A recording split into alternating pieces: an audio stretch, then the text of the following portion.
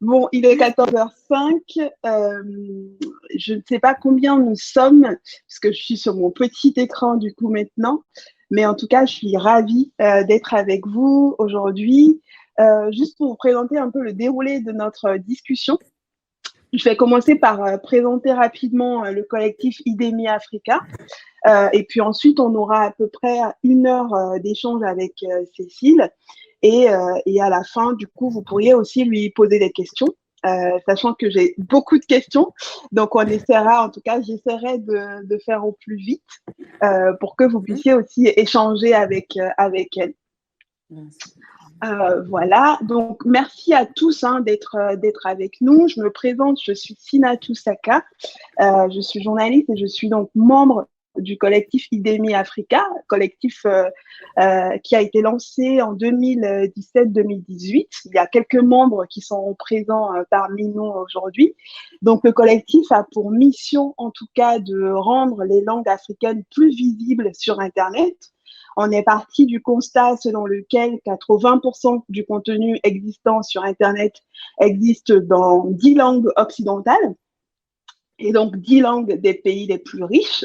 Donc, on s'est constitué en collectif pour essayer de sensibiliser l'opinion publique sur ces questions-là, pour mener des études afin d'objectiver un peu ce propos-là et donc constituer un peu un plaidoyer auprès des autorités et puis surtout produire du contenu dans les langues africaines sur Internet parce que c'est quand même ça l'enjeu. Donc, dans ce cadre-là, on organise différents ateliers. On en a organisé 6 au cours de l'année dernière. Et donc, l'idée, c'est de pouvoir se mettre tous ensemble et traduire des mots, des expressions dans les langues africaines et de les laisser en accès libre afin de permettre aux développeurs, par exemple, de pouvoir s'approprier ces contenus-là et de pouvoir développer des outils qui vont servir à la communauté. Donc, globalement, c'est un peu ça l'esprit du collectif. Et puis, du coup, voilà, il y a quelques membres, je disais, parmi nous. Je crois que Raoul enregistre notamment, mais je crois qu'il y a Rukiata aussi. Il y a Mola aussi qui est parmi nous. Donc, en tout cas, on est très heureux aujourd'hui de démarrer cette année avec vous, Cécile, pour parler linguistique et colonialisme. C'est un sujet qui est hyper important pour nous et on voulait vraiment avoir votre expertise sur le sujet parce que moi, j'ai lu votre livre qui m'a passionnée. Et je me suis dit, il faut absolument qu'on vulgarise ce contenu-là, il faut absolument qu'on le rende, en tout cas, accessible, déjà pour comprendre aussi les mécanismes par lesquels on en est arrivé là, aujourd'hui, à cette disparité, on va dire, pour ce qui est des langues africaines et tout simplement des autres langues, parce qu'avant de parler des langues africaines sur Internet, il faut dire que leur situation sur Internet est la même que dans la vraie vie, en fait. Et donc, du coup, l'idée, c'était aussi de comprendre tout ça et d'échanger aussi avec vous. Donc, je rentre tout de suite dans le vif du sujet. Donc, avec sa langue, la France, puissance coloniale, donc, a cherché dans l'histoire à imposer une certaine vision du monde. La langue était alors un outil de domination en Afrique et sur d'autres territoires, avec une visée civilisatrice, entre guillemets. Et pendant toute cette période, les enfants ne parlant pas le français à l'école ont été sévèrement punis. On a tous des exemples dans nos familles, en tout cas dans notre entourage. Et cette vision du français comme outil de domination perdure chez beaucoup de penseurs. Et Alain Mabonkou, par exemple, a considéré à l'antenne de France Inter il y a quelques mois que le français, en tout cas la langue française, peut être perçue comme une langue de dictature. C'est une expression très, très forte, mais du coup, ça nous permet de rentrer dans le vif du sujet avec vous. Est-ce que vous pouvez nous expliquer comment les langues coloniales sont-elles devenues des langues officielles dans de nombreux pays africains? Alors, merci beaucoup, Sinatou et toute l'équipe. Je suis vraiment ravie de discuter avec vous parce que je pense que si j'ai écrit ce livre, c'est aussi parce que j'avais envie de pouvoir en discuter beaucoup plus en Afrique qu'ailleurs peut-être. Enfin, disons avec des personnes qui sont sensibilisées à ce sujet. Et du coup, à Dakar, en ce moment, ils sont en train aussi de lire et on va avoir d'autres séminaires, je vous tiendrai au courant, sur le sujet. Et d'ailleurs, en France, c'est vrai que partir des langues africaines pour penser le langage, c'est quelque chose qui est encore peu accepté et pas évident à penser. Donc, c'est vraiment un plaisir pour moi de discuter pendant 1 heure avec vous. Alors, entrant dans le vif du sujet, comme vous dites, Sinatou, c'est vrai que la question des langues coloniales, disons des langues qui étaient parlées par les colons.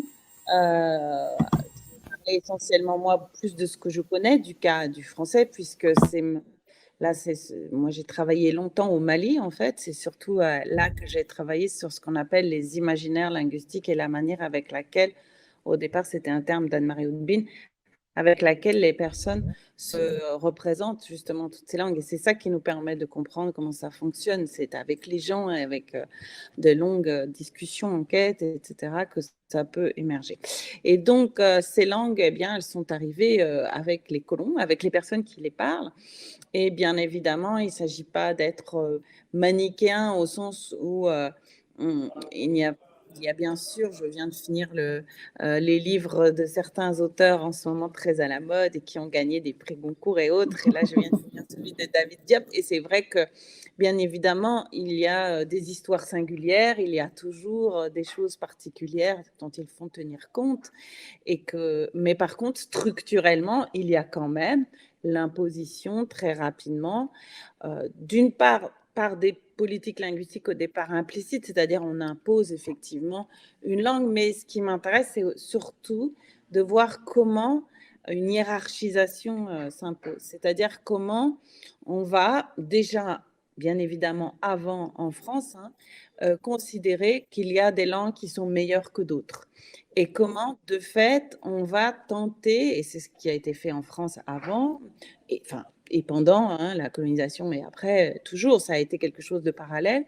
Mais l'idée, c'est d'essayer d'inculquer dans l'esprit des gens, de faire croire que le français, par exemple, c'est un peu différent selon les autres cas pour l'anglais et le portugais, mais donc je me concentre sur le français, mais en tout cas, l'idée, c'est quand même d'imposer cette langue au nom de sa supériorité, de sa valeur supposément dominante. Et cela par plein d'aspects, plein de différents critères qui vont être dans les discours qui vont circuler. Et puis, un des éléments majeurs, bien évidemment, ça va être l'école. Et c'est un des piliers, enfin là, vous venez de parler du symbole, on pourra en reparler, mais c'est l'école qui est en jeu, c'est-à-dire ce n'est pas seulement l'imposition de la langue pour tout ce qui était administration ou relation avec les colons, ça a été progressivement de considérer que l'outil le plus valable pour éduquer des enfants, c'est d'en passer par l'école de type occidental. Bon, mais de fait, cette école valorisant en France essentiellement la langue française, elle va être reprise pratiquement telle qu'elle en Afrique. Et du coup, elle est centrée pendant, et toujours actuellement, et ça revient d'ailleurs de manière très forte, sur l'apprentissage de la langue. Donc, bon, l'impérialisme colonial va être à la fois un impérialisme linguistique, ça c'est évident. Il va entraîner une imposition de cette langue dans certains domaines qui sont de l'ordre des institutions. Mais ça ne veut pas dire que tout le monde s'est mis évidemment à parler le français, contrairement, et c'est là que c'est intéressant et c'est là que ça va nous permettre de voir qu'il y a du jeu, contrairement à ce qui s'est passé notamment en France, où l'ensemble des ce qu'on appelait les dialectes, les patois, etc., vont progressivement ne plus être parlés au nom de cette supériorité du français normé, prescrit à l'école, etc. En Afrique, et c'est toute les subtilités, les langues vont continuer, les autres langues, bien sûr, vont continuer d'être parlées. Ça ne veut pas dire que les discours et cette hiérarchisation n'ont pas eu un effet sur un certain nombre de personnes. Et d'où, alors je ne savais pas que Mabankou avait dit que c'était une dictature, La mais langue en de la dictature, il a dit. ouais, ouais. Mais en tout cas, c'est quelque chose qu'il avait déjà évoqué, puisqu'il est un des auteurs qui a parlé du symbole aussi, et qu'il est revenu souvent là-dessus. Après, bon, on pourra reparler du côté littéraire qui est différent, mais moi, ce qui m'intéressait, c'était de voir comment, au jour le jour, les personnes sont, de toutes les personnes de la vie quotidienne, au Mali notamment, vont être en lien à des discours coloniaux. Donc, et ces discours coloniaux, comment ils ont circulé, comment ils se sont imposés ou comment ils ont été rejetés. Mais aujourd'hui, on est dans un mouvement, et grâce à votre association et d'autres choses qui se passent, de réappropriation, mais pas seulement, c'est pas l'histoire seulement de parler, c'est aussi symboliquement de se réapproprier des... Moi, bon, je suis déjà partie sur d'autres sujets, Oui, donc je tout te laisse à fait. continuer. On va reparler tout à l'heure des techniques de résistance et de réappropriation. J'ai prévu ça. Mais j'aimerais d'abord qu'on se demande dans quelle mesure l'intrusion d'un monde extérieur, l'intrusion d'une nouvelle langue a bouleversé la conception que les Africains eux-mêmes se faisaient de leur langue, à votre avis. Alors là, je cite beaucoup dans le livre un auteur que j'apprécie beaucoup, que j'ai connu après avoir commencé moi-même à avoir compris un certain nombre de choses du côté de justement de ses effets et de ce que ça a produit d'imposer une langue. C'est Simfrey Makoni, qui est un chercheur en fait d'origine du Zimbabwe, qui est passé par différentes universités africaines, notamment en Afrique du Sud, et qui aujourd'hui est professeur aux États-Unis, et qui lui-même a montré comment, alors c'est là le deuxième enjeu plus épistémologique, comme on dit, c'est-à-dire comment l'idée d'une langue constituée d'une grammaire, d'une écriture, d'un dictionnaire au sens où un sens est imposé ou choisi parmi d'autres sens pour un seul mot, etc. Comment cette manière de concevoir la langue comme objet clos, comme quelque chose d'immuable aussi, comme un trésor parfois, ce qui était donc le cas pour la langue française qui s'est construite, hein, qui a été inventée au fil des siècles. Comment cette vision-là des langues a été imposée, ou en tout cas a été suscitée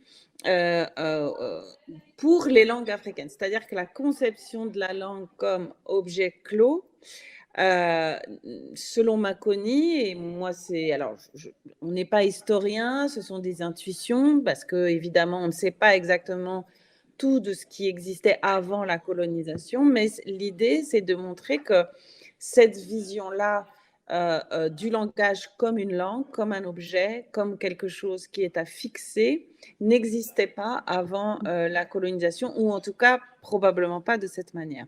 Et son hypothèse, que je rejoins très largement, c'est de dire que du coup, il y avait des pratiques langagières hétérogènes qui ont toujours été extrêmement plurielles. Ça ne veut pas dire qu'il n'y avait pas de catégorisation à certains moments en fonction d'un certain nombre d'autres critères. Ça peut être de dire qu'au royaume de Ségou, les gens parlaient le bambara de Ségou, par exemple, et que c'était un bambara différent d'autres. Ça ne veut pas dire qu'il n'y avait pas des manières de catégoriser, de différencier des manières de parler au nom d'un certain nombre de faits, soit historiques, soit sociaux, soit etc., ou géographiques. Mais par contre, il n'y avait pas de politique linguistique qui visait à imposer une seule langue comme la langue, celle qu'on connaît ici, qui est la langue prescriptive, qui serait la seule bonne. C'est-à-dire que des différenciations pouvaient exister. Par contre, les hiérarchisations ne se faisaient pas au nom d'une institution majeure, d'un État ou d'une nation qui impose une seule norme. Et donc, son hypothèse, c'est de montrer que l'arrivée du français, par exemple, ou d'autres langues coloniales, conçues justement sous l'angle de cet objet clos qui façonne supposément nos identités ou nos manières de penser n'existaient pas, enfin, pardon, que ces objets-là ont eu un impact sur la façon de construire les langues en Afrique et de les catégoriser et de découper dans le continuum des pratiques langagières des langues. Alors lui, il remonte jusqu'aux missionnaires. Lui, il montre que c'est déjà les missionnaires qui auraient, en choisissant certaines manières de parler pour traduire la Bible, en choisissant certains lieux, qui auraient déjà découpé, en fait, des espaces en les reliant. Alors, c'est souvent l'idée du lien entre langue, espace, ethnie, etc., après d'autres éléments qui pouvaient être ajoutés, religion, etc.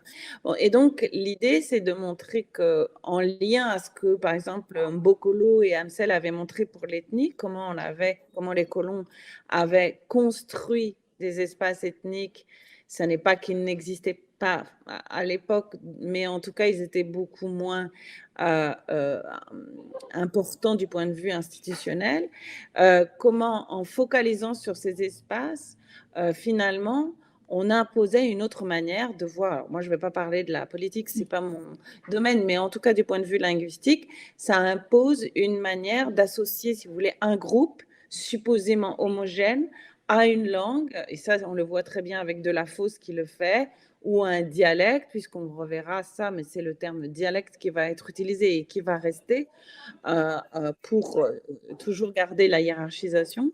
Mais en tout cas, comment on va associer une manière de parler d'un groupe pour en faire un groupe différent d'un autre et opposer ainsi des langues, des manières supposément d'être, etc.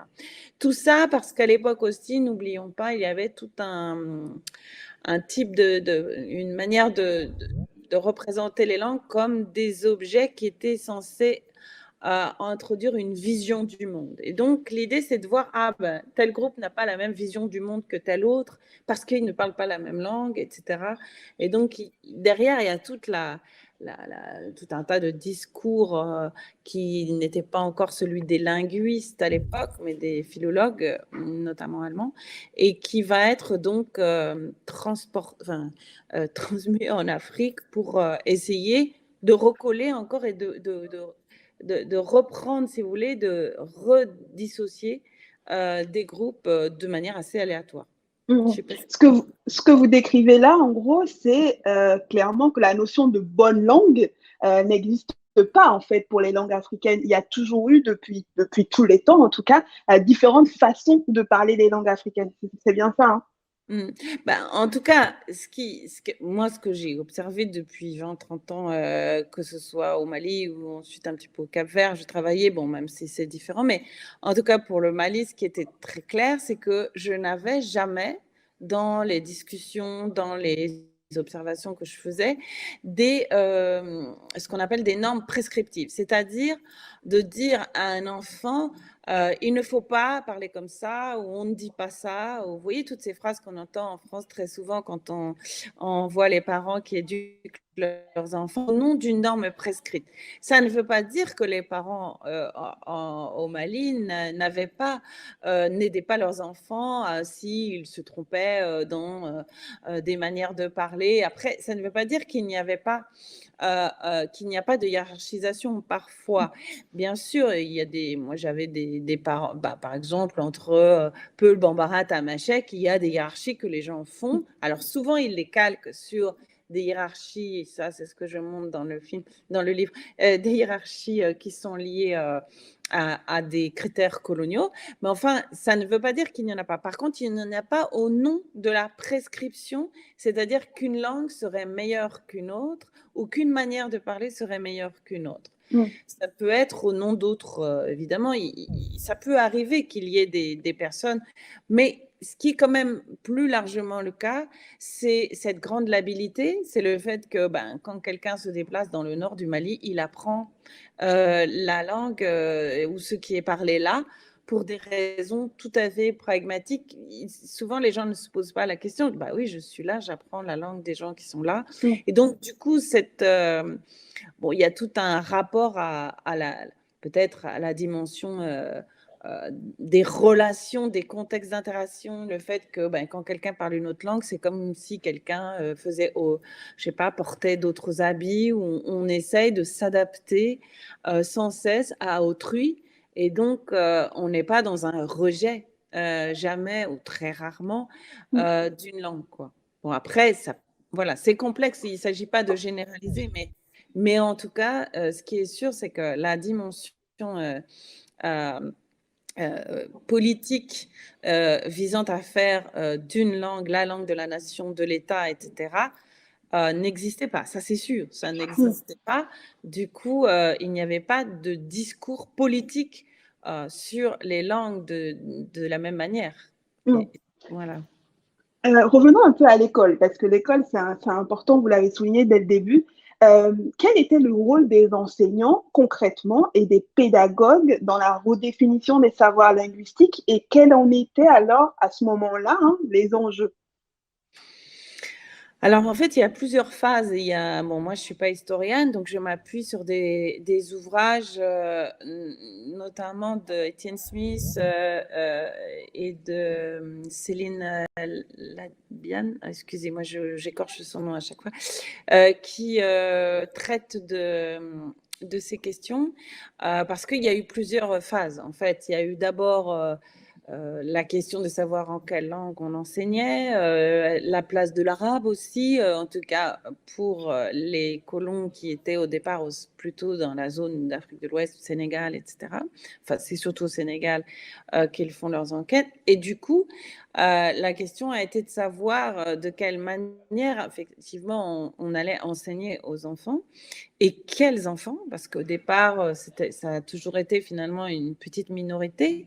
Et il y a eu la volonté, dans un premier temps, d'obtenir une élite qui pourrait être interprète. Il y avait toute la question de l'interprétariat qui était très importante à l'époque.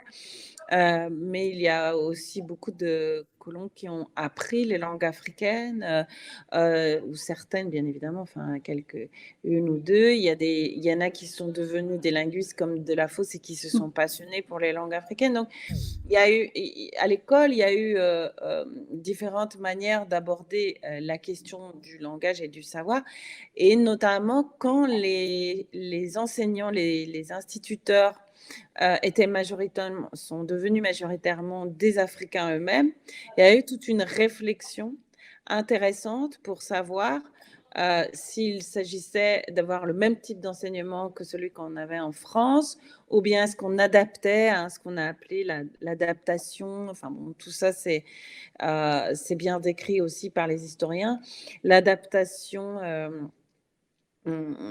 aux réalités, par exemple, des campagnes. Est-ce qu'on tenait compte des différents éléments qui étaient liés au lieu où habitaient les gens, en fait, et donc du coup, bon, il n'y a pas eu une grande, il y a eu des discussions, en tout cas, il n'y a pas eu de grands changements dans les apprentissages, sauf au moment de ce qu'on a appelé l'école des petites nations, où là, vraiment, il y a eu une prise en compte des réalités, notamment de l'agriculture, où on faisait faire aux enfants plutôt des choses liées à leur environnement, et un peu moins sur donc avec une focalisation un peu moins grande sur la langue elle-même.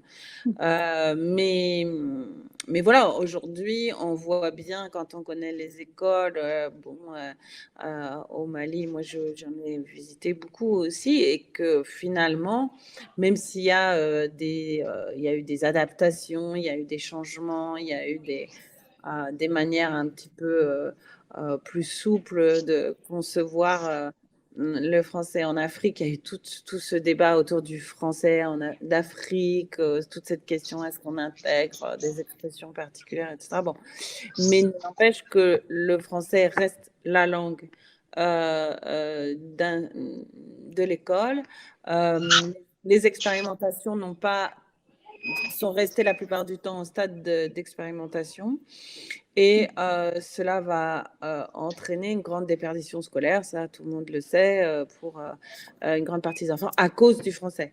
vraiment à cause. C'est-à-dire qu'il y a beaucoup d'enfants qui n'ont pas pu suivre une scolarité normale parce qu'ils ne parlaient pas bien cette langue coloniale. Oui, ben, il y a plein de, il y a eu des enquêtes qui ont été menées dans les années 90. Moi, je me souviens au début où je faisais ma thèse, c'était clair, un gamin qui avait un problème de maths en français et un problème de maths en bambara, ben, il comprenait celui qui était en bambara et il comprenait pas le problème de maths en français pour des raisons évidentes de pratique langagière. Alors, ça dépend des pays, bien évidemment. Le Mali, le Sénégal sont des pays particuliers parce qu'il y a une langue qui est vraiment très utilisée, ce qu'on appelle les langues véhiculaires, comme le bambara ou le wolof, et ce qui est peut-être un peu différent dans d'autres pays où le français est peut-être un peu plus présent dans les pratiques langagières. Mais en tout cas, au Mali, ça avait été bien montré que les enfants, sans compter que beaucoup de jeunes filles quittent l'école par honte d'avoir le symbole, bon, ça, on en a évoqué, mais c'est aussi, oui, parce que bon, il y a plein de raisons, hein, la question de la formation des enseignants, la question du type de français, mais bien sûr, oui, le français reste un élément central dans la déperdition scolaire, ça c'est sûr, et ça fait des ravages. Pourquoi on est resté à l'étape d'expérimentation finalement de toutes ces politiques qui visaient justement à améliorer les choses? Alors après, au moment des indépendances, il y a eu Sékou Touré en Guinée qui a été un espoir pour tous les pays alentours, hein, puisqu'il a rompu, hein, donc vous savez peut-être, il a rompu avec la France de manière très nette. Et il a décidé de mettre les langues de la Guinée, enfin il avait choisi 4 ou 5 langues, je ne sais plus, mais enfin quelques-unes, ou même plus, je crois qu'il avait choisi toutes les langues. Bon, enfin, pour qu'elles soient enseignées et plus le français. Et tous les autres pays, le Mali, le Sénégal, attendaient de voir ce que ça allait donner. Ils étaient très impatients pour eux-mêmes faire ça. Et puis, donc, ils ont commencé avec des expérimentations au Mali, c'était dès les années 80. Mais évidemment, il y a quelqu'un qui a laissé son micro. Oui, est-ce que vous pouvez juste fermer votre micro, s'il vous plaît? Ah, super. Merci. Ah non, c'est quelqu'un d'autre. C'est bizarre. Donc, c'est peut-être Fellogister qui a laissé. Bon, en tout cas, ce qui est sûr, c'est que mince, du coup, j'ai perdu le fil. On parlait, Les oui, des expérimentations. expérimentations. Et donc, les expérimentations ont donné, bon, se sont perpétuées. Et quand la Guinée de Sékou Touré, alors ça a duré une petite dizaine d'années, mais au bout d'un moment, quand Sékou Touré a arrêté, enfin, était à ce moment-là, si vous voulez, toute l'expérience, mais déjà même avant qu'il avait mise en place, a montré ses failles. Pourquoi? Parce que les langues n'avaient pas été l'objet, puisqu'on les mettait dans l'école, d'une ce qu'on appelle une standardisation, c'est-à-dire la mise en écriture, les grammaires, le découpage, enfin tout le travail qui est nécessaire de faire si on veut qu'une langue devienne une langue d'école. On n'est pas obligé, mais si on veut qu'elle puisse être enseignée comme un objet, comme je disais tout à l'heure, il fallait faire ce travail-là. Du coup, les autres pays ont décidé d'être plus prudents et d'aller doucement et de faire cette standardisation, de faire des grammaires. Et puis, ça avait un coût. Et il y a toute la question du choix aussi des langues qui s'est posée en reprenant un vieux critère, enfin, un vieil argument qui était de dire que oui, mais on ne pouvait pas choisir une des langues ou quelques-unes parce que les autres groupes allaient être n'allait pas être d'accord, que ça allait créer des problèmes supposément interethniques. Alors ça, c'est un vieil argument qui a été très utilisé, qui est très discutable. Mais enfin, ça demanderait une grande discussion pour pourquoi moi je pense que c'est discutable. Mais en tout cas, les expérimentations au Mali sont restées à l'état d'expérimentation. Et ça fait 40 ans que ça dure, et même plus. Et donc, alors, il y a une pression aussi de la France. Il y a une pression, il ne faut pas. Alors, on peut la mesurer très difficilement dans le sens où moi, je n'ai pas accès à tout ce qui se passe au niveau institutionnel dans le cadre de la francophonie, mais j'ai eu quelques relations. J'ai fait à un moment donné, on m'a demandé de faire une expertise pour les langues maliennes. Et à l'école, dans le cadre des expérimentations. Et là, j'ai compris qu'en fait, c'était vraiment pour, disons, faire croire qu'on s'y intéressait du côté français, hein, alors qu'en fait, du point de vue des sommes allouées pour faire ces expertises, les enseignants eux-mêmes ou les chercheurs maliens qui étaient concernés, n'avaient finalement presque rien pour faire leurs enquêtes, ils n'étaient pas du tout considérés et que finalement ce qui comptait c'était le français. Donc moi j'ai arrêté cette expertise très vite, mais ça m'a donné un avant-goût aussi du poids de la France dans le maintien du français comme langue de l'enseignement, puisqu'il y a énormément d'argent qui est aussi bien pour l'enseignement, hein, mais qui est donné au niveau des ministères de l'Éducation au Mali. Enfin, en tout cas, ça, c'était dans les années 2000. Je ne sais pas ce qu'il en est maintenant. Mais en tout cas, les langues dans l'enseignement sont aussi très peu, du coup, parce que c'est complexe, elles sont aussi très peu demandées par les parents, par les gens. C'est-à-dire que puisque l'école est arrivée, ça c'est un élément majeur aussi que j'essaie de développer, puisque l'école est arrivée avec cette idée que c'est dans l'école qu'on apprendrait le français, et puisqu'elle est arrivée avec l'idée que c'est le français, du coup, pour une grande partie des parents, de manière tout à fait logique, ils disent si l'école c'est pour apprendre le français, et ça c'est des phrases qu'on entend tout le temps, qu'est-ce que mon enfant il va foutre avec le bambara ou avec le. Il le parle déjà, il connaît sa langue. Et ça c'est très intéressant parce que c'est extrêmement logique. Et en plus, il voit que les gens qui sont au pouvoir, les administrateurs, tous ceux qui défendent l'enseignement en langue nationale, eux, ils ne mettent pas leurs enfants dans ces écoles en bambara et en langue. Donc, tous ces paradoxes, mais ils sont très conscients de tout ça, et donc va entraîner aussi un peu il n'y a pas non plus eu de volonté politique de sensibiliser les gens par exemple, à expliquer que l'école, c'est pas seulement pour apprendre une langue, ça peut être aussi pour d'autres choses. Et du coup, de manière tout à fait logique, ils disent que c'est une école au rabais. Les gens disent c'est une école pour les paysans, c'est une école au rabais, pour nous faire croire parce que il n'y a plus de place ailleurs. Donc, effectivement, les dernières classes qui se remplissent, c'est toujours les écoles. Donc, il y a tout un ensemble d'éléments, mais qui sont liés toujours au point de départ, à ce qu'on disait tout à l'heure, c'est-à-dire à cette hiérarchisation qui fait que pour trouver du travail, en tout cas dans les institutions, il faut en passer par le français. Donc, soit on y va, on passe par le français, on met ses enfants à l'école, mais du coup, le but, c'est voilà, qu'ils puissent ou aller en France. Enfin, il y a plein de rêves de la part des parents qui sont variés, mais qui sont liés à certains usages du français. Par contre, ça ne veut pas dire qu'un enfant ne peut pas réussir dans l'esprit des personnes s'il parle bambara, puisqu'on peut très bien réussir au Mali sa vie dans différents types de carrières sans en passer par le français. Donc, l'école ne peut pas être associée aux langues africaines en grande partie à cause de cette hiérarchisation initiale et coloniale. C'est bien ça qui fait que tant qu'on n'a pas transformé, mais ça va être le rôle des jeunes et de certains d'entre vous, j'imagine, qui vont essayer et je le vois en France aussi, les jeunes qui sont issus de familles qui viennent d'Afrique ou du Maghreb, je dis elles parce qu'elles sont souvent des femmes, mais ils et elles sont vraiment dans une nouvelle position par rapport à ça.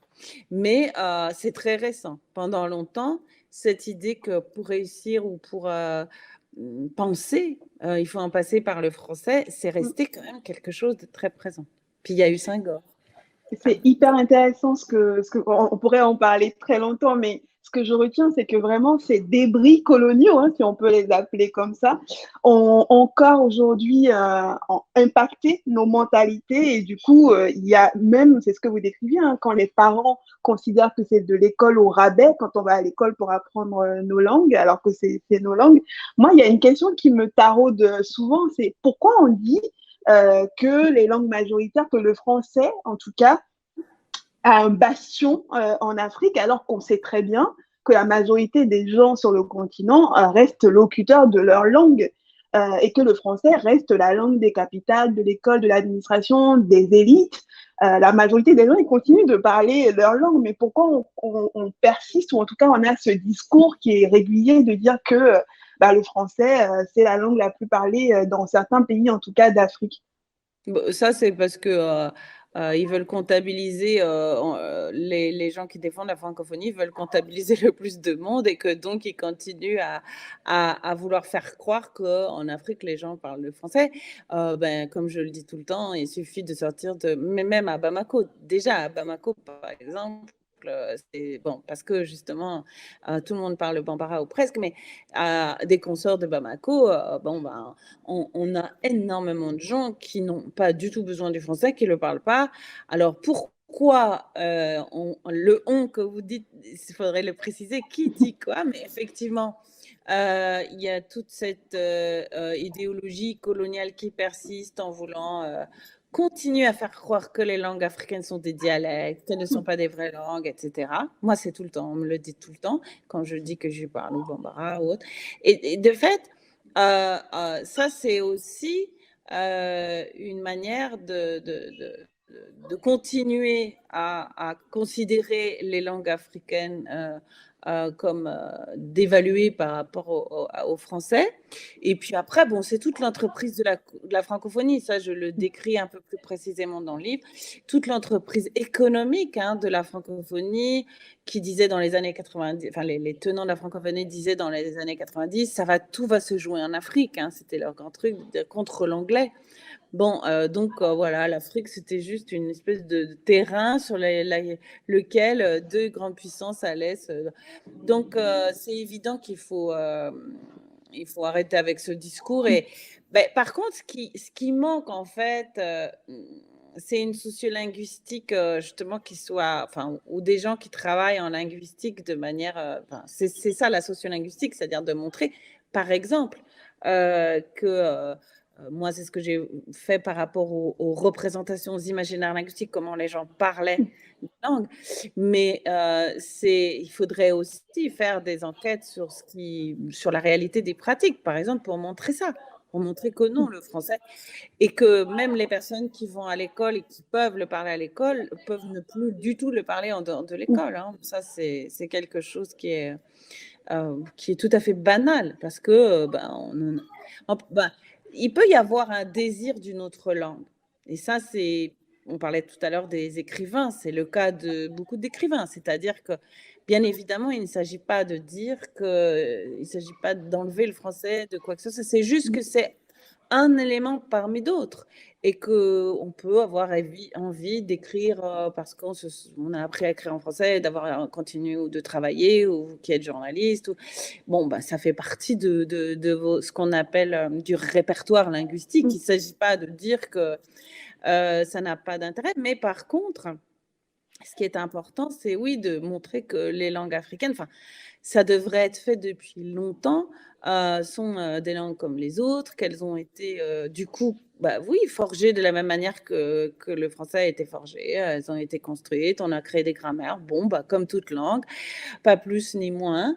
Et que du coup, c'est le cas quand même du Swahili, où il y a une littérature en Swahili, il y a des choses qui sont en Swahili, mais pour la France, on est quand même dans le cas le plus extrême. Il faut bien comprendre de prescription, de domination, je cite un certain nombre de livres qui en traitent, notamment d'Henri Michonic, mais c'est vraiment, il n'y a pas plus puriste que la France. Donc, c'est évident que les pays qui ont été colonisés par la France ont beaucoup plus peut-être de difficultés à changer de discours et à imposer d'autres discours. Puis bon, il y a les élites, hein, parce qu'on dit toujours les pays, mais les pays, ça veut rien dire en fait. Les élites aussi perdurent dans ce type de discours. Je le montre là par rapport à Senghor dans le bouquin, mais il y en a plein d'autres. Hein. C'est-à-dire que c'est une façon aussi, symboliquement et économiquement, de gagner beaucoup de choses. Bon, après, moi, ce qui m'intéresse, c'est les gens au quotidien. C'est ça, c'est bon, des enfants qui vont être du coup qui vont être en rupture scolaire tout bêtement à cause d'une langue, quoi, par exemple. Qu'est-ce qu'on fait? Ou des gens ou des jeunes Français qui ont des parents d'origine africaine et qu'on va moquer ou dont on va se moquer de la manière de parler.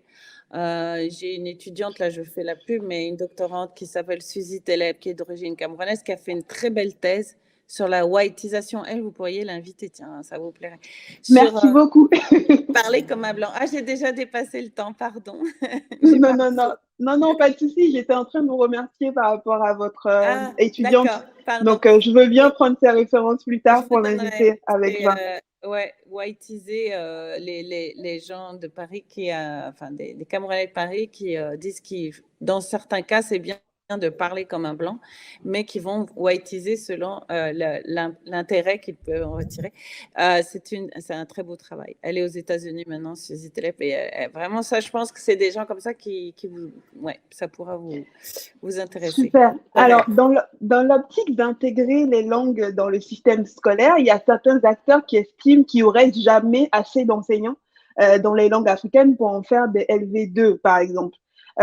C'est une réponse que vous avez déjà plus ou moins apportée tout à l'heure, mais est-ce que les langues africaines, de votre point de vue, évidemment de celles que vous connaissiez, puisque évidemment on parle d'un pays, est-ce que ces langues-là doivent-elles être enseignées comme le français, c'est-à-dire absolument de manière écrite, absolument de manière standardisée? Vous l'avez déjà un peu dit tout à l'heure, mais je voulais être sûre. C'est une vraie question, c'est une très bonne question, ça, parce que on pourrait aussi imaginer que, alors que ce que je disais tout à l'heure, hein, les pratiques langagières, ce que nous on appelle les pratiques langagières, c'est-à-dire pour pas fixer, pour pas déterminer toujours, comme moi je prends l'exemple aussi du nushi que j'aime beaucoup dans mon livre parce que c'est l'exemple le plus typique de cette hétérogénéité qui se renouvelle, de cette inventivité permanente. On pourrait imaginer, mais là aussi, ça prendrait peut-être un peu du temps, mais n'empêche que ça vaudrait la peine, un enseignement qui ne soit pas prescriptif, qui ne soit pas lié uniquement à l'écrit, à une norme, qui ne soit pas pénible souvent pour les enfants, parce que c'est ça aussi. Regardez en France, hein, la plupart des Français font 10 ans d'anglais et puis ils ne parlent pas la langue. Alors, je crois qu'il y avait un post de votre collègue justement à ce sujet. C'est vrai que ce qui était évident, c'est que on pourrait imaginer inventer tout un système de jeu d'apprentissage par le jeu, de jeu de langage, de s'approprier les langues de manière beaucoup plus ludique et le modèle d'apprentissage des langues en France n'est vraiment pas, c'est vraiment pas un modèle justement, hein, c'est quelque chose qui est ça dépend. Encore, il peut y avoir quelques cas. Il ne s'agit pas de jeter la pierre à tous les enseignants, mais d'ailleurs, ce n'est pas les enseignants, c'est la manière qu'on a de concevoir la langue comme quelque chose. En fait, c'est comme l'idée qu'il faille faire un effort pour acquérir, maîtriser cette langue, supposément, ce trésor, ce monument, etc. Donc, il y a toujours cette idée qu'on on nous oblige à nous référer à cet apprentissage comme dans une optique de maîtriser, de la maîtrise. Alors que moi, quand j'ai appris les langues au Mali, tout ce que j'ai pu faire au Mali, les discussions, etc., je l'ai toujours appris par le jeu, par les Sénankuya, par plein de, les parenthèses à plaisanterie, par plein de biais qui sont extrêmement ludiques, parce que le langage, ce n'est pas que des mots et des significations. C'est toute la question de la gestuelle, toute la question de du corps, des regards, c'est tout un univers sémiotique, comme on le dit. Et de fait, si on est assis dans une classe et qu'on écrit seulement les mots, etc., bah, c'est évident que ça rentrera bien moins vite dans la tête d'un enfant que s'il fait des petites scénettes, qu'il joue. Bon, après, il y a plein de méthodes qui ont été développées quand même, même en France, pour le français langue étrangère ou des choses comme ça. Mais c'est sûr que si vous deviez choisir, choisissez peut-être l'invention, le jeu, je ne sais pas, inventez-vous. J'aimerais qu'on parle un peu des résistances, justement. Au début de notre discussion, vous aviez dit que en France, par exemple, la politique linguistique a tenté d'exclure les langues régionales et que sur le continent africain, en tout cas dans les pays colonisés, les langues africaines ont résisté, en tout cas continuent d'être parlées et existent toujours encore, heureusement d'ailleurs. À votre avis, par quelle manière toutes ces langues-là ont réussi justement à résister à la langue du colon, et est-ce que cela passait notamment par les médias, par la littérature, par la musique, par l'art concrètement? Est-ce que vous pouvez nous décrire tous ces moyens de résistance justement? En fait, c'est une résistance qui n'est pas de même ordre que celle qu'on a l'habitude de connaître. C'est-à-dire, c'est pas des gens qui se sont dit, je vais résister, je vais parler. En fait, c'est quelque chose qui s'est fait tout naturellement. C'est-à-dire que c'est une résistance. Moi, je pense qu'on peut utiliser ce terme. Mais en tout cas, c'est pas une résistance qui est passée par des discours. Elle est passée par des actes, par des faits. C'est-à-dire que les gens continuaient à parler leur langue. Alors pourquoi?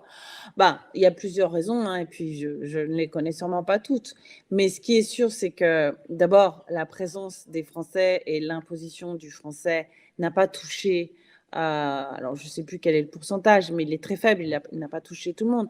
Du coup, les personnes ont continué.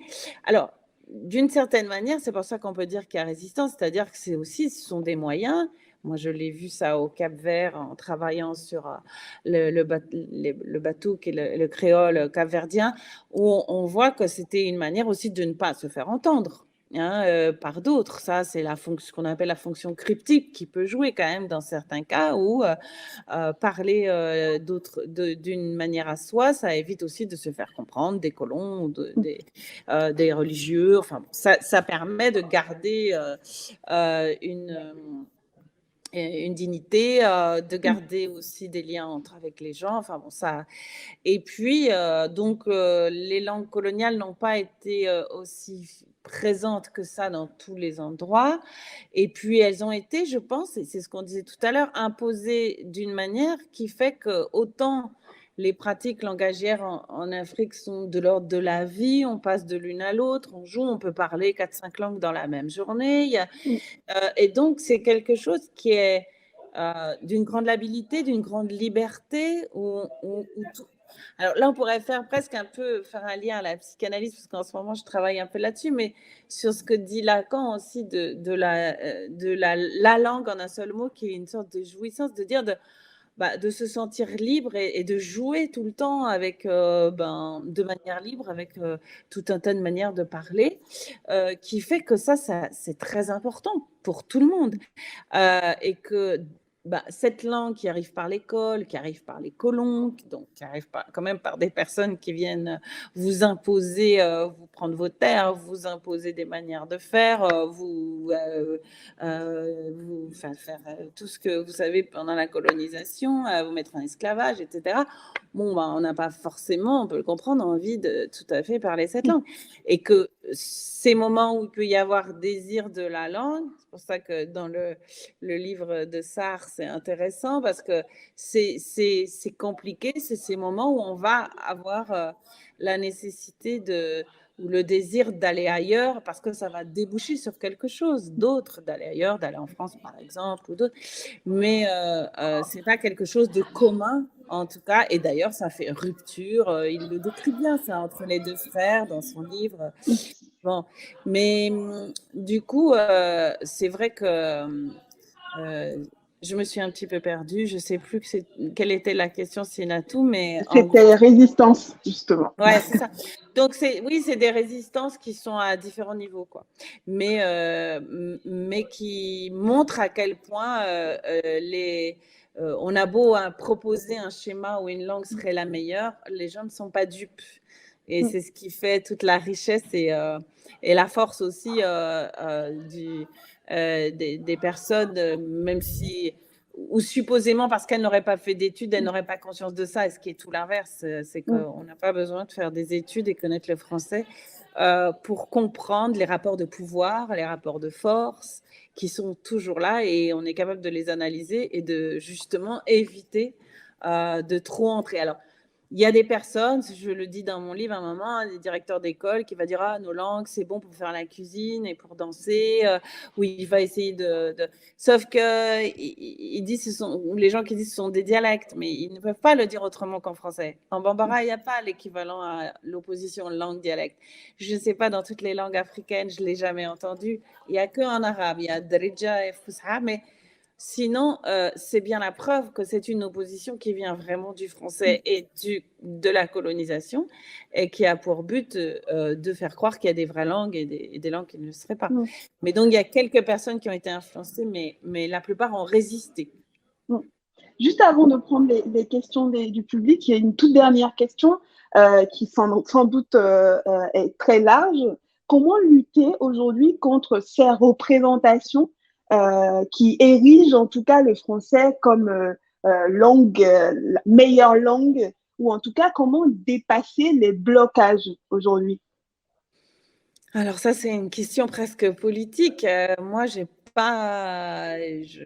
pense qu'à part faire des sortes de médiatisation, de travailler, je pense que là, il se passe des choses dans la jeunesse en Afrique et que vous allez trouver des solutions pour faire entendre ça. On sent que quand même, il y a tout un tas enfin, je dis la jeunesse, puis il y en a des moins jeunes qui ont déjà compris ça et qui sont... Après, c'est une question compliquée parce que c'est très économique aussi. C'est lié à la vie sociale, économique. C'est-à-dire que ça implique de changer beaucoup de choses. Par exemple, bon, la question des écoles ou des enseignants, certes. Bon, ça voudrait dire qu'il faudrait des enseignants qui puissent enseigner, qui puissent être formés, qui puissent inventer des nouvelles formes. Donc, c'est une volonté politique. Après, il y a les médias. Et là, vous êtes dans les médias et c'est probablement déjà pour changer un certain nombre de représentations, les médias sont importants. Après, voilà, je ne réponds pas de manière très efficace parce que c'est très difficile. En tout cas, la jeunesse qui impose aussi ça, c'est un peu la seule chose que je vois émerger aujourd'hui qui pourrait faire changer des choses, mais ce sera long, c'est sûr. Il ne faut pas imaginer qu'on peut changer des représentations du jour au lendemain, hein. Mais ça viendra, tranquillement, mais je pense que ça viendra. J'aime bien votre optimisme. Je le suis aussi. En tout cas, merci beaucoup. Je ne sais pas s'il y a des gens qui souhaitent prendre la parole. N'hésitez pas à activer votre micro et à poser votre question directement. Et si vous êtes trop timide, bah, vous pouvez écrire votre question aussi dans le chat et je le relayerai à Cécile. Merci beaucoup en tout cas. Donc n'hésitez pas, ne soyez pas timide. La première question, c'est toujours la plus compliquée. Moi, j'ai une petite question. Oh. C'est Jenny.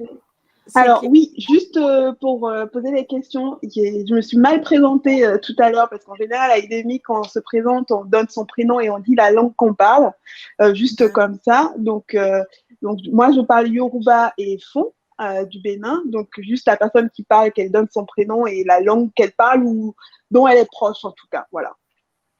D'accord. Ben moi, je suis Jennifer et je parle le français. Voilà. J'avais une petite question, en fait, moi, par rapport au mélange des langues, c'est-à-dire la langue de colonisatrice, on va dire, dans un pays qui va venir se mélanger à la langue locale et qui va, au fil du temps, de l'histoire d'un pays, ça s'observe beaucoup en Afrique du Nord. Je ne sais pas du tout dans le reste de l'Afrique si on observe ça aussi, j'imagine. Ce phénomène-là, je le trouve assez curieux, parce que ça donne une nouvelle, alors je ne sais pas si on peut dire vraiment langue, mais en tout cas un nouveau langage. Et donc voilà, je voulais savoir si on pouvait parler un petit peu de ça, de ce mélange, si c'était une forme de résistance, si c'était une façon pour les gens de se réapproprier un peu cette histoire de colonisation, de l'intégrer, de la digérer et d'en faire autre chose. Voilà, je sais pas. Alors, oui, Jennifer, oui, Sinatou, j'ai invité quelques doctorantes. Donc, Jennifer est une de mes toutes nouvelles doctorantes qui travaille sur les langues maternelles. Il y a Camilla et il y a Jenabou qui est une ancienne étudiante. Donc, oui, la question de... En fait, si on part d'un point de vue linguistique classique, on considère ça comme des mélanges. En fait, moi, justement, ce que j'essaye dans ce livre de montrer, que c'est pas vraiment en termes de mélange qu'il faut l'aborder, puisque ça supposerait qu'il y ait deux pôles comme ça, deux langues, et puis qu'elles se mélangent. À partir du moment où on conçoit qu'il n'y a pas justement une vision des langues en termes réifiés de langues comme ça qui serait un objet, etc., ce qui se passe dans la plupart des pays africains, et alors l'exemple que je prends du Nushi est l'extrême de ça, mais que je trouve fantastique, c'est que ce jeu entre plein de manières de parler qui viennent de lieux différents ou qui viennent s'intégrer comme ça dans les répertoires des gens, c'est quelque chose qui est en fait au fondement même des pratiques langagières. Et qu'il faut le concevoir comme ça. C'est-à-dire que les langues ne sont que des éléments, ce qu'on appelle des registres, de la mise en registre de Aga, qui est un chercheur très important pour moi, qui montre comment on va mettre en registre, c'est-à-dire qu'on va décider qu'une manière de parler va être érigée, et donc qui sort de ces pratiques langagières, va être érigée en langue. Et ça a été le cas du français au XVIIe siècle, puis ensuite au XVIIIe, etc. On décide qu'il y a une forme qui va être la langue, etc. Et de fait, après coup, si cette langue qui a été érigée, qui a été construite, qui arrive pendant la colonisation en Afrique ou effectivement au Maghreb aussi, on va avoir à nouveau ce processus que du coup on va appeler mélange parce que la langue arrive ailleurs, etc. Mais ce qui est important pour moi, c'est de considérer que ces manières de parler sont bien évidemment, cette hétérogénéité constitutive du langage, c'est comme ça que j'avais, sont premiers et sont ce qui est premier dans le rapport au langage pour les gens. Et ça alors, c'est complexe parce que ça suppose, du point de vue de l'épistémologie, de changer complètement le regard. C'est-à-dire, on ne parle pas de la langue et puis ensuite considérer qu'elle est, travaillée, elle est déviée, elle est contaminée. On a toutes sortes de discours très négatifs, d'autres positifs, mais aussi très négatifs là-dessus. Ce qui fait qu'on va utiliser les mots de créole, on va utiliser les mots de pidgin, comme si les créoles, ce n'étaient pas des langues comme les autres. Pourquoi on a besoin d'utiliser le terme créole, par exemple? Parce que c'est un terme qui provient de l'idée que ce serait des mélanges et que, de fait, à partir de ce moment-là, ce n'est pas des vraies langues. Ben non, toute langue est issue de ces mélanges. Le français est issu de plein de mélanges. Il y a plein de langues présentes dans le français quand même. Sauf qu'à un moment donné, il y a un pouvoir qui décide de dire, ça va être la langue de l'écriture, de la littérature, etc. Et donc, pourquoi pas? Mais il faut bien comprendre que du point de vue de la sociolinguistique, on part d'abord de ces pratiques hétérogènes qui sont donc la norme, en fait, dans ma manière de voir les choses. Donc, vous voyez, Jennifer, là, au Maghreb, certes, ça s'est reproduit à chaque fois avec des choses qui arrivent, comme le français arrive, et donc on va le mélanger, comme le Nushi au Côte d'Ivoire. Et c'est ça qui va faire qui montre que finalement, l'être humain, il a besoin juste de jouer avec les pratiques langagières pour différentes choses. Après, le jeu n'est pas qu'un jeu c'est pas jouer pour pour jouer, c'est aussi pour plaire, c'est aussi pour obtenir des choses, c'est aussi pour dominer, c'est aussi. Après, il y a plein d'éléments qui font que les fonctions du langage. Mais la première fonction du langage chez Jacobson, enfin celle que nous on considère comme première, c'est la fonction poétique. Et c'est ça qui fait que plutôt que de vouloir transmettre des messages, on pourrait croire que oui, parler, c'est pour transmettre, c'est la communication, etc. Ben non, en fait, parler, avant tout, ça sert à bien d'autres choses. Et aussi à essayer de comprendre l'autre, à essayer de l'aimer ou bien de le rejeter. Enfin, il y a plein d'éléments qui sont liés à ça. Je ne sais pas si on en reparlera, Jennifer, puisque je vous reverrai, mais c'est un peu l'idée, quoi. D'accord, oui, je comprends bien. Il y a une vision du langage déjà, de ce qu'est une langue à comprendre un peu différemment, quoi.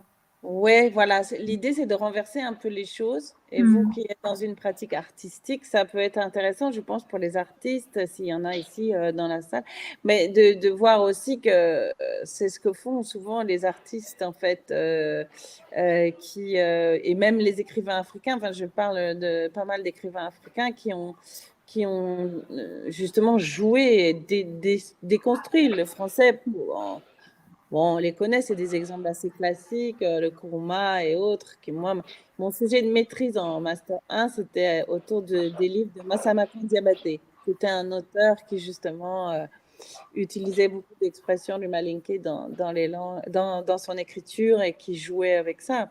C'était déjà un élément. Bon, même si après, nous, ce qu'on nous demandait de chercher, c'était un peu bizarre, mais je passe là-dessus. Vous avez lu le livre. Oui. Je ne sais pas si vous connaissez, mais j'imagine que vous le connaissez aussi bien, Ngudi wa Thiong'o, qui a fait le choix d'écrire uniquement en Kikuyu. Est-ce que vous pensez que ce type de décision-là, justement, ça peut aider ou que c'est finalement trop radical? Mais finalement, il faut un peu de radicalité, j'ai envie de dire. Oui, non, mais même c'est pas assez radical. Pour Makoni, qui discute beaucoup de ça, parce qu'il connaît bien, il l'a invité récemment, et qui évidemment, bon, enfin, en plus, c'est quelqu'un de passionnant.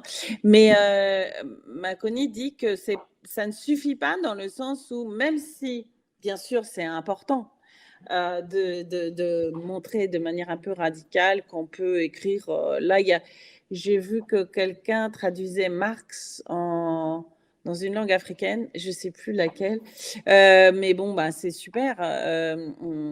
Mais la question, donc de décider d'écrire dans les langues, enfin, pour moi, c'est évident que c'est très important. Il y en a pas mal qui le font. Mais alors, Makoni disait que ce n'était pas suffisant dans le sens où, malgré tout, il retombait dans le schéma, quoi qu'il arrive, d'une langue standardisée qui était issue finalement d'un découpage colonial.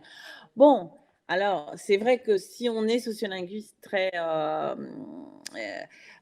très minutieux, il a raison. Après, aujourd'hui, bon, bah, c'est comme ça. Le Kikuyu existe, même si effectivement, il est normé. De fait, tout le monde ne le comprend pas. De fait, ça va entraîner de nouvelles exclusions. Mais ça a été le cas de toutes les langues. À partir du moment où une langue, elle est standardisée et normée, elle va entraîner des exclusions. On a eu le cas du catalan en Catalogne où bon, ben, ils ont fait des choix. Alors, soit ils choisissent une des variantes, soit ils mettent plusieurs variantes ensemble. Bon. Mais quoi qu'il arrive, ça n'est jamais exactement la langue parlée par les personnes. C'est le cas aussi dans pas mal d'écoles où les gens se retrouvent à apprendre une langue. Je ne sais pas si vous cherchez à mettre le dogon à l'école. C'est strictement impossible. Il y a des milliers de variations, enfin j'exagère, des centaines de variations, et donc il n'y a aucun enfant qui pourra reconnaître exactement ce qu'il parle. Donc c'est toujours compliqué à partir du moment où on standardise. Mais bon, quand même, c'était symboliquement très important qu'il fasse ça. Tiens.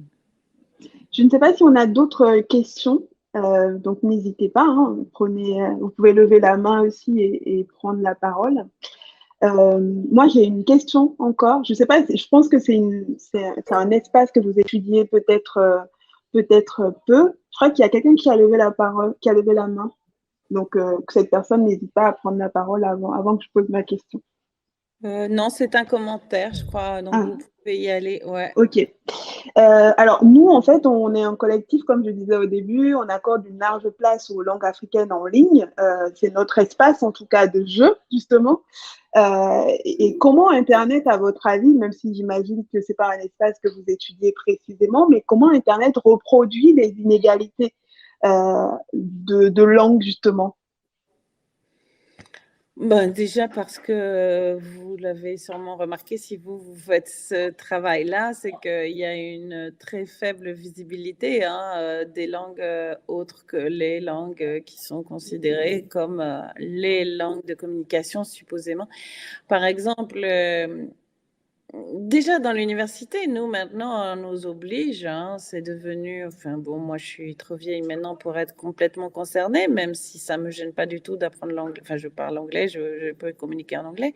Je suis pas parfaitement bilingue en anglais, mais c'est plutôt qu'aujourd'hui dans l'université, on demande aux jeunes chercheurs d'être vraiment de publier en anglais, donc même par rapport aux Français, disons, c'est pour vous dire à quel point les institutions françaises maintenant demandent et acceptent qu'on prenne des étudiants qui ne parleraient pas français, par exemple. Bon.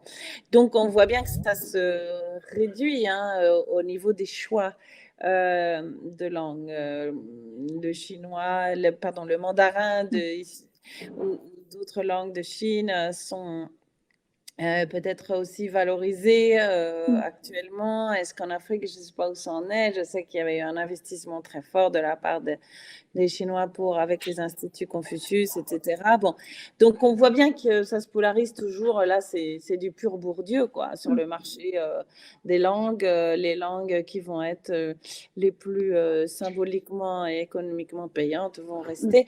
Après, je pense que Internet est quand même j'imagine, je ne sais pas, c'est plutôt à vous de nous dire aussi par rapport à vos expériences, que moi je connais moins, mais que une grande partie des personnes, du coup, vont pouvoir, ça sera peut-être aussi là un peu lent, mais avoir des nouveaux espaces de dialogue entre, par exemple, moi ce que je trouve intéressant, c'est rien que là dans votre invitation, et je vois qu'on va le faire, c'est que grâce à ces outils aussi de visioconférence, on peut regrouper des gens de pays très différents, discuter, je ne sais pas d'ailleurs où vous êtes les uns les autres, mais j'imagine qu'il y a des gens qui sont en Afrique aussi. Et du coup, ça va permettre aussi de nouvelles actions, quoi, en fait, de nouvelles prises de décision. Et ça, je trouve ça très important. Là, on va faire des choses avec le Sénégal. Bon, bah, s'il fallait attendre d'aller au Sénégal, et puis pourquoi ce serait toujours nous qui irions au Sénégal? C'est tellement injuste. Donc c'est vrai que ça, c'est important de continuer à. Enfin, moi, je pense que ça peut jouer. Après, voilà, je vous donne vraiment une espèce d'avis qui n'est pas vraiment très scientifique. J'ai des collègues qui travaillent sur Twitter, sur Facebook, et qui montrent évidemment que ça a un effet et qu'il y a des nouveaux groupes qui se constituent, quoi, comme ce que vous êtes en train de faire. Et ça, c'est très important. Oui, j'en suis convaincue. Non, mais s'il y a pas, n'hésitez pas à lever la main pour prendre la parole. Je vais bientôt conclure cet échange. Mais par contre, j'aimerais bien saisir un mot que vous aviez évoqué tout à l'heure, c'est le mot de marché, enfin l'expression de marché de la langue. Et c'est vrai que ce qu'on remarque, en tout cas sur Internet, c'est que le Swahili, par exemple, est une langue beaucoup plus bankable, on va dire, sur Internet, parce que c'est 100 millions de gens probablement, donc 100 millions de potentiels clients. Donc c'est une langue qui est très intéressante pour Google, par exemple, pour un acteur comme Google qui va s'intéresser, développer des outils numériques autour de cette langue-là spécifiquement. Et donc, du coup, voilà, je voulais juste insister sur de quelle manière une langue peut devenir, en tout cas, un objet pour attiser en quelque sorte des intérêts, ou cristalliser en tout cas des intérêts économiques d'une entreprise, quoi. Il y a quelqu'un qui semble vouloir prendre la parole. Exactement, oui. Alors, je vais laisser la personne prendre la parole. Oui. Bonjour, c'est Nofoyon Aoul Lekiri de IDEMI. Et j'ai écouté les réactions tout à l'heure, mais il y a un petit détail que je voudrais bien vous soumettre qu'on a remarqué au cours d'une de nos études et pour que vous nous proposiez une orientation ou bien une suggestion de comment présenter plutôt l'aspect. On a eu souvent, dans notre cas au Bénin, environ 33 de personnes qui parlent le français. Ça, c'est le chiffre officiel de l'OIF. Mais dans nos recherches, on a constaté que dans le même Bénin, il y a 40% des personnes qui parlent le fongbe. Mais pourtant, dans la conscience collective, c'est comme si c'est le français qui est la langue la plus parlée au Bénin. Et donc, ça fait un aspect que moi, je me dis qu'il y a aussi la présentation, et la manière de présenter l'information qui fait aussi que les perceptions sont erronées dans l'aspect et dans la société. Est-ce que vous avez des suggestions pour nous, peut-être pas contrecarrer, mais pour au moins faire ressortir la vraie vérité, non la vérité relative qui circule beaucoup? Merci. Merci beaucoup. C'est vraiment très intéressant parce que nous, on nous donne toujours. Moi, je connais très peu. Je ne suis jamais allée ni au Togo, ni au Congo, et au Gabon. On nous dit toujours que là, tout le monde parle français, que vraiment, ça n'a rien à voir avec le Mali, le Sénégal, que là, il y a trop de langues différentes, etc. Et donc, ce que vous dites est très intéressant parce que justement, ça vient contrecarrer des évidences. Je crois qu'il faut vraiment juste publier vos enquêtes. Et en fait, ce que j'étais en train de me dire là, c'est que nous, on a créé un truc qui s'appelle l'université buissonnière. C'était pour sortir de l'université. Donc, on a fait des rencontres, on a fait des choses avec ma collègue Mayam Guélouz. On est allé, par exemple, à l'époque, vous savez, il y avait le café La Colonie Barret à Paris. Oui. Donc, il y avait beaucoup un lieu très intéressant d'ailleurs, très intéressant. Bon, qui est fermé maintenant, mais il y avait vraiment, on a fait beaucoup de choses là-bas. Bon, c'était clairement des questions anticoloniales ou postcoloniales et décoloniales. Et donc, bon, mais dans le cadre de notre université buissonnière, on a créé un site, où tout le monde, mes étudiants, tout le monde peut intervenir. C'est juste un site qui s'appelle Sociolinguistique Politique. Et on peut y mettre, l'idée c'est de mettre justement des articles où moi j'ai mis des résumés de mon livre, des choses comme ça, mais qui soient un peu plus pour le grand public, qui ne soient pas que scientifiques. Parce que le problème aussi des articles scientifiques, je ne sais pas monsieur si vous êtes chercheur ou étudiant, etc., mais le problème souvent, c'est que personne ne lit les articles scientifiques parce que c'est très, en plus ils ne sont même pas ouverts gratuitement au public, enfin bon, c'est une catastrophe. Donc l'idée c'est de faire aussi des choses plus de vulgarisation, et donc je pense que ce que vous pouvez faire après, c'est soit utiliser, et puis plus ce sera diffusé d'ailleurs sur plusieurs sites, c'est-à-dire vous pouvez utiliser le nôtre, je pourrais vous donner les coordonnées, mais sinon vous pouvez aussi ouvrir un. L'avantage, c'est que nous, c'est un site Hypothèse, et Hypothèse, c'est une plateforme qui est gratuite pour les enseignants-chercheurs, donc c'est aussi un bon moyen de diffuser un peu des choses. Mais moi, je trouve que ça vaudrait vraiment la peine de diffuser vos enquêtes, même si c'est pas, disons, après, ça peut être aussi en lien avec des étudiants à nous qui feraient des analyses avec vous. Enfin, il faut envisager des choses intéressantes parce que ça, c'est vraiment important. Effectivement. Et puis, c'est surtout pour votre pays, c'est-à-dire pour que les gens puissent. Après, il faut trouver d'autres moyens de médiatiser ça. Mais si vous passez, par exemple, par différents moyens comme ça peut être des sites un peu plus académiques, plus ou moins comme le nôtre. Ça peut être des rencontres comme celle-ci. Vous voyez ces genres de rencontres d'une petite heure comme ça, ça permet aussi de tisser des liens avec des personnes, de se dire tiens, on pourrait faire ça, et est-ce qu'il peut faire ça, je pense que c'est les réseaux, quoi, aussi, mais ça, je pense que vous en êtes conscient. S'il y a des réseaux transafricains qui se mettent en place, pour vous, c'est super, hein, parce que ça vous permettra aussi que ce soit... Après, ça dépend quel type de relais vous avez besoin. Enfin, en tout cas, sachez que nous, on est là, et que si vous avez besoin, moi, vraiment, c'est des choses qui m'importent. Enfin, vous voyez, c'est pour ça que j'étais contente, parce que ce que je disais au début, c'est que les langues africaines, je crois que c'est vraiment le dernier truc que les Français auquel ont envie de réfléchir, les Français la plupart du temps.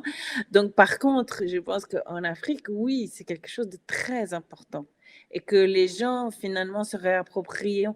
Moi, je vois mes étudiantes en 3 mois, hein, tout d'un coup, qui comprennent, là, dans le master, ça a été assez intéressant encore cette année, qui comprennent que tout d'un coup, oui, le mot dialecte, ça vient de la colonisation, c'est quelque chose, enfin, ça vient pas que de la colonisation, mais pour les langues africaines, c'est lié à la colonisation. Et qui tout d'un coup réalisent à quel point on est tous traversés par les idéologies, tous. Moi, je l'étais à certaines époques par certaines, maintenant je ne le suis plus, mais je suis sûrement par d'autres, on est tous traversés. On est tous traversés par des discours antérieurs qui nous façonnent. Ça, c'est obligatoire. Mais du coup, plutôt que il ne faut pas en vouloir aux gens, parce que les gens, ils sont juste traversés par ces idéologies. Donc, l'intérêt, c'est de voir comment changer ces idéologies-là et comment leur proposer d'autres choses. Et je pense que plus vous serez nombreux en collectif, et mieux ce sera. Ça, c'est sûr, ouais. Et trans-africain, c'est encore mieux. Ça, c'est parfait. J'aimerais finir avec une question un peu provocatrice, mais je vais oser. Moi, je suis souvent avec des amis qui disent une phrase qui, je ne vais pas dire me choque, parce que c'est pas du tout le cas, mais qui me fait réfléchir, on va dire. Et j'aimerais vous la soumettre et avoir votre avis là-dessus. Le français est-il une langue africaine aujourd'hui? Alors ça aussi, c'est vrai que plus je lisais des livres là pour écrire le mien, où je voyais, parce que c'était Dumont qui avait écrit un livre qui s'appelle Le français, langue africaine, etc. Je ne sais pas trop quoi penser. C'est vrai que ça mériterait de réfléchir parce qu'il y a des écrivains. Alors après, justement, je crois que c'était Mabankou qui disait ça aussi, ou un autre écrivain qui disait, bon, le français fait partie de l'Afrique, donc on se l'est approprié, on en fait ce qu'on veut. Vous savez, toutes les phrases du butin de guerre, comme quoi le français maintenant, on partage la propriété, on fait ce qu'on veut avec. Il y a tout le travail dans mon livre. J'ai découvert tout ce qui s'était écrit du côté de la revue de Mongo Betty. Et ça, pour moi, ça a été une découverte des marxistes des années 60, 50, 60, qui étaient contre vraiment la francophonie, l'imposition du français. Ça, c'est en ligne, hein, la revue, donc c'est Monde Peuple Noir, Peuple Africain, je crois, le titre de la revue. Et du coup, là aussi, il ne refuse pas finalement de dire que le français fait partie du paysage, mais que chacun doit l'utiliser comme il l'entend. Enfin bon, il y a plein de variations. En fait, je ne sais pas quoi répondre. Moi, personnellement, je ne sais rien.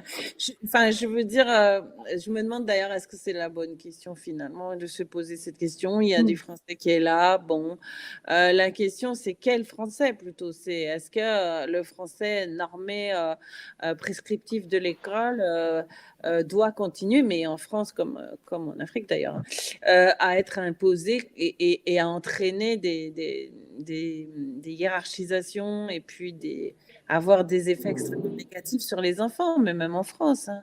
Des enfants qui vont être exclus d'un certain type de savoir parce qu'ils n'auront pas su maîtriser cette norme, parce que c'est aussi complexe. Donc je ne sais pas, vous trouvez que c'est... moi, je dirais que non. Au départ, j'étais vraiment contre cette phrase, hein. Je disais, c'est vraiment pas... C'est vraiment pas, on peut pas dire que c'est une langue africaine au sens où c'est vraiment une langue qui est venue avec une colonisation. Donc bon, après il y a certains Africains qui considèrent que ça fait partie du paysage. C'est Mais une vaste question. C'est une ouais, vaste question. ouais. Un domaine qu'on n'a pas eu le temps d'évoquer, mais on vous réinvitera pour en parler aussi parce que c'est hyper intéressant, c'est comment justement les langues africaines sont perçues dans le paysage français en France et comment elles sont diffusées aussi par les diasporas, mais aussi par des chercheurs, par des étudiants, par des étudiantes et tout. Et je trouve que c'est hyper intéressant aussi de voir comment ces langues-là, notamment le Bambara, mais aussi le Wolof, comment à intégrer, en tout cas, via les banlieues aussi, hein, enfin, ces quartiers qu'on appelle des banlieues, via ces zones-là, commence à intégrer, on va dire, le bon français. Mais on vous réinvitera pour en parler, sauf si vous voulez en dire 2 mots pour teaser un peu ça. C'est très important parce que c'est quelque chose qui... il y a quelqu'un qui veut prendre la parole à nouveau. C'est quelque chose qui est vraiment en train de changer. Non, juste, je pensais, voilà, mes étudiants, il y a 10 ans, quand je demandais « Est-ce que vous parlez d'autres langues que le français ?» Systématiquement, les gens qui parlaient créole, ils ne levaient pas la main. Et depuis, enfin, je dis 10 ans ou 15 ans, enfin bon, il y a longtemps. Et aujourd'hui, ça a complètement changé. C'est pour vous donner encore un petit espoir aussi dans l'optimisme de ces choses qui vont changer et qui vont bouger. C'est qu'on voit bien que là, il y a des choses qui ont vraiment changé et que les gens acceptent de dire qu'ils parlent une autre langue. Est-ce on prend la dernière question? Je sais oui, évidemment. C'est Roukiata qui veut prendre la parole. Oui, c'est pas vraiment une question, c'est justement... Enfin, je pense que ce serait intéressant d'avoir une autre conversation sur ce français dit des banlieues et comment est-ce que... Enfin, aujourd'hui, il y a quand même plein de mots qui rentrent dans le dictionnaire, qui viennent de ces quartiers où les gens réinventent la langue. Et finalement, ça rejoint un peu aussi ce que vous venez de dire sur la créolisation. Je pense que ce serait intéressant de comparer un peu l'arrivée de ces nouveaux mots, de ces nouveaux mots dans les dictionnaires aujourd'hui et le poids que ça a dans l'évolution de la langue française finalement. Parce que j'ai l'impression que c'est quand même une grosse partie de l'évolution aujourd'hui qui vient de ces endroits-là. Oui. Mais je pense que du coup, je ne vais pas poser ma question parce qu'on n'a plus le temps. On pourra rediscuter. Oui, mais on peut rediscuter. C'est quand vous voulez. C'est vraiment aucun souci. Les petits dimanches comme ça d'hiver, c'est le moment de discuter. Merci beaucoup en tout cas. Merci beaucoup à tous d'avoir été et à toutes d'avoir été là. Si vous souhaitez être informé de nos prochaines discussions, comme vous l'avez vu, on a déjà la prochaine thématique. N'hésitez pas à laisser votre mail dans le chat pour qu'on puisse vous contacter. N'hésitez pas à nous suivre aussi sur les réseaux sociaux, donc IDEMI Africa, et à vous abonner à notre newsletter un peu irrégulière, mais toujours très intéressante pour suivre nos actualités. On va publier cet entretien sur notre chaîne YouTube puisqu'elle a été enregistrée. Et puis, surtout, merci beaucoup à vous, Cécile Canu. On est très, très heureux et très heureuse de vous avoir écouté. C'est hyper important, votre travail. Et du coup, on continuera de rester en lien. On est preneur de toutes vos suggestions, de contacts. On a évoqué plein de pistes, mais je pense que vous avez sans doute des doctorantes hyper intéressantes. Donc, on n'hésitera pas à les contacter. Merci beaucoup à tous. Et je sais pas si vous avez un dernier mot, Cécile. Non, je vous remercie. Je vous souhaite plein de bonnes choses pour la suite. Et puis, ouais, on reste en contact et on continue à discuter avec plaisir. Merci bien. Merci beaucoup.